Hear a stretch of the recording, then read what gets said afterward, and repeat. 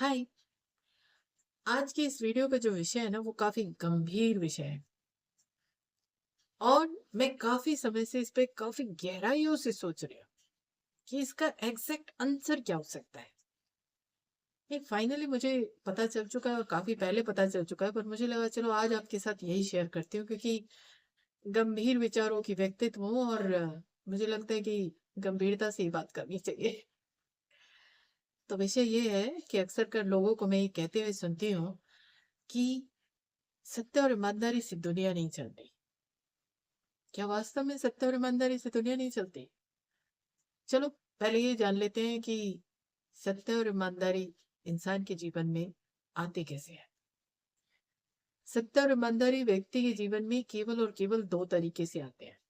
एक, या तो वो बाय बर्थ उसको कैरी कर रहा हो, यानी जन्म के साथ लेकर आ रहा हो। और इसका सबसे बिगेस्ट एग्जाम्पल है महाभारत काल में महाराज युधिष्ठिर, पांडवों के ज्येष्ठ भ्राता। उनका जन्म ही सत्य के साथ हुआ, इसीलिए उन्हें बोला जाता है धर्मराज युधिष्ठिर।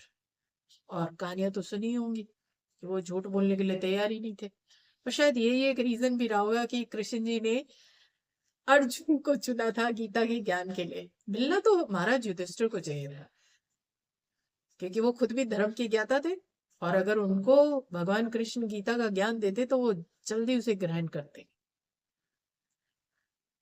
तो या तो आप बाय बर्थ उसको कैरी कर रहे हो, और या फिर आपने जीवन पर्यंत इस रास्ते पर चलने की प्रतिज्ञा उठा ली हो।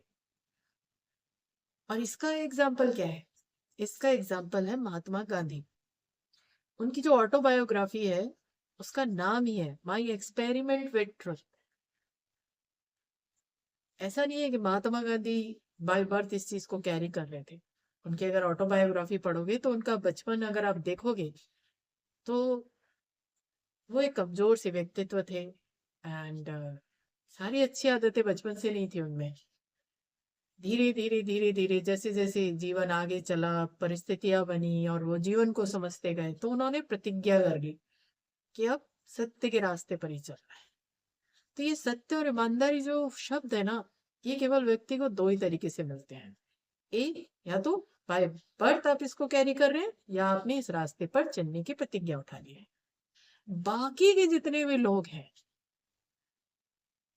यकीन जानो उनके पास ये सत्य और ईमानदारी केवल उसी तरीके से होते हैं जैसे एक छोटा बच्चा जब वो शब्दों से उसका परिचय होने लगता है ना, और वो बिना सोचे समझे वो शब्द ग्रहण करता है और बोलना चालू कर देता है। बाकी सब लोगों का भी यही हाल होता है। उन्हें वास्तविक तौर पे ना तो सत्य पता होता है ना ईमानदारी पता होती है।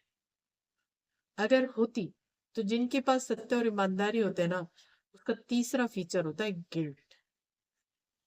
गिल्ट उसकी पर्सनालिटी का मेन फीचर बन जाएगा, क्योंकि जैसे ही वो इन दोनों से डेविएट करेगा, इन दो स्टेट ऑफ माइंड से डेविएट करेगा, गिल्ट ऑटोमेटिकली उसके अंदर जन्म लेनी स्टार्ट हो जाएगी। झूठ नहीं आएगा उसके अंदर, गिल्ट आएगी। तो जो लोग भी ये बोलते हैं ना कि सत्य और ईमानदारी से दुनिया नहीं चलती, वास्तविक तौर पे सत्य तो यही है कि उन्होंने इन शब्दों को सुना है, बोला है, ग्रहण नहीं किया। वो उनके जीवन की प्रकृति का हिस्सा नहीं है।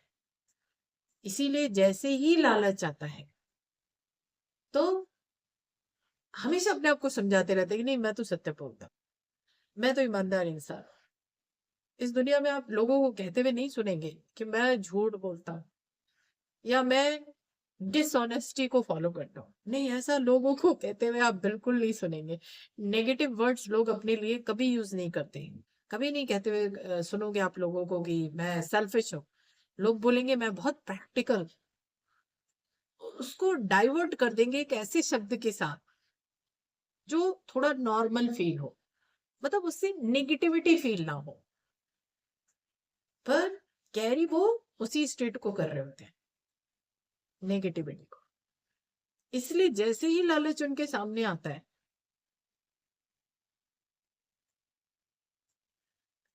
पर एक्ट से पता तो चल ही जाता है, और उन्हें भी समझ में आ जाता है कि जो एक्ट हम कर रहे हैं सामने वाले को समझ में आ रहा है कि हमने नेगेटिविटी फॉलो की है। और तब ऐसे में वो ये स्टेटमेंट देते हैं कि सत्य और ईमानदारी से दुनिया नहीं चलती। नहीं, सत्य और ईमानदारी से दुनिया चलती है, पर आपने उस रास्ते पर चलने की प्रतिज्ञा नहीं उठाई होती। यही रीजन है आपके सामने लालच आता है और आपका माइंड डेविएट कर जाता है। और इसके पीछे ना एक और बहुत बड़ा रीजन होता है। इंसान का जब जन्म होता है ना, वो केवल जिंदगी में खो के रह जाता है। और एक और बहुत बड़ी विडंबना है जो मुझे समझ में आती है, और वो ये है कि बचपन से ना इंसान की लाइफ जो है ना पाइपलाइन में फिट होती है। अभी तुम्हें ये करना है, फिर तुम्हें ये करना है, फिर ये करना है, फिर ये करना है, फिर ये करना है। तो उस पाइपलाइन में फिट होता है, इधर उधर आने जाने के लिए रास्ता ही नहीं होता। दूसरा, धर्मों का बड़ा इफेक्ट है। तुम्हारा धर्म ये कहता है, मतलब बचपन से उसकी मेंटेलिटी को उस तरीके से बना दिया जाता है। यही रीजन है लेटर लाइफ में आकर के मैंने ना सब तरह की जितनी भी ऑर्गेनाइजेशन एंड इसमें मैं सब जगहों से हट गई हूँ। मैं पूरी तरीके से हर चीज से हट गई हूँ। मुझे ऐसा लगता है फ्री रहो। तो आदमी यहाँ रहकर के जिंदगी को जानता है, बट पाइपलाइन में जानता है, और जीवन का अंतिम सत्य है उससे वो डरता भी है और उससे हमेशा भागता रहता है। और अंतिम सत्य क्या है? मृत्यु।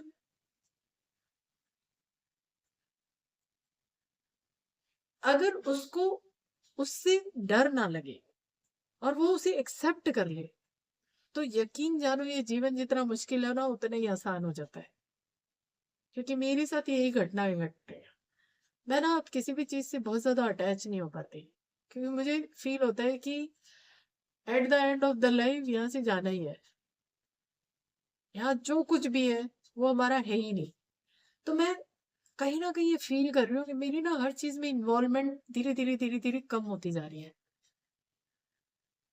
हाँ, एक और भी स्टेट आती है मेरे अंदर कि अगर मैं कंटिन्यूअसली इसी स्टेट को अपने अंदर सोचती रहूं, इसी पे ही ध्यान लगा के रहूं, तो फिर जो कार्य करने हैं, क्योंकि मैं बहुत क्रिएटिव वुमेन भी हूँ, बड़ी पैशनेट वुमेन भी हूँ, तो मुझे लगता है कहीं कहीं कहीं ऐसा ना हो कि मैं इससे भी डाइवर्ट हो जाऊं, क्योंकि अभी और जितना साल जीना है काम करके जी लो। तो वो भी एक अलग थ्योरी चल रही है लाइफ में, बट बहुत ज्यादा अभी मेरे ऊपर इतना इम्पैक्ट नहीं है। पर जीवन का जो अंतिम सत्य है कि at the end of the life तो यहाँ से जाना ही है। तो ऐसे कर्म यहाँ पे क्रिएट ही क्यों करने हैं, किसी भी चीज में इतना इन्वॉल्व ही क्यों होना है। और अगर आप किसी चीज में बहुत इन्वॉल्व नहीं है तो लालच भी आपका पीछा नहीं करेगा, और जब लालच आपका पीछा नहीं करेगा तो जिंदगी ऑटोमेटिकली सत्य और ईमानदारी से चलेगी। तो ये ना एक्चुअली चॉइस है। अगर बाय बर्थ आप इसको कैरी नहीं कर रहे, बाय बर्थ अगर आपने कैरी किया तो मतलब ही नहीं है इस दुनिया में जो ये व्यवस्थाएं बनी हुई है, ये आपको किसी भी तरीके से आप पर अपना कोई इम्पैक्ट छोड़ सकती है, नहीं। और इसका सबसे बिगेस्ट एग्जांपल ओशो रहे हैं। ओशो ने जीवन में कभी किसी को नहीं सुना, उन्होंने वही किया जो उनका मन कहता था। तो ये जो व्यवस्थाएं बनाई गई है समाज की, और पाइपलाइन मेंटेलिटी जैसे मैं बोलती हूँ, ओशो इसका पार्ट कभी बने ही नहीं, कभी नहीं बने। तो जीवन गहराई से सोचने का विषय है। और मैं खैर एक्सेप्ट करने लग गई हूँ। जो लोग बोलते हैं कि सत्य और ईमानदारी से दुनिया नहीं चलती, तो मुझे समझ में आने लगता है कि ठीक है यार, उसकी वो स्टेट ही नहीं है तो फिर क्यों सोचना है इस बारे में। पर फिर भी इस विचार को मुझे शेयर करना था लोगों के साथ, कि नहीं, थोड़ा सा अगर रुक के सोचोगे ना तो तुम्हें इसका वास्तविक मतलब समझ में आएगा। बड़ा गहराई और गंभीरता का विषय है। और जब जिंदगी उस मुकाम पर लेकर जाएगी तो बहुत गहराइयों में, क्योंकि हर एक शब्द से दूसरा शब्द निकल के आ जाता है, और मैं थोड़ा गहराइयों से सोचने वाले व्यक्तियों में रही हूँ। तो मुझे लगा कि ये शेयर करना चाहिए कि नहीं, ऐसा नहीं है कि सत्य और ईमानदारी से दुनिया नहीं चलती, चलती है, बशर्ते कि आपने उस रास्ते पर चलने की प्रतिज्ञा उठाई हो। तो अभी के लिए इतना ही। Thank you so much.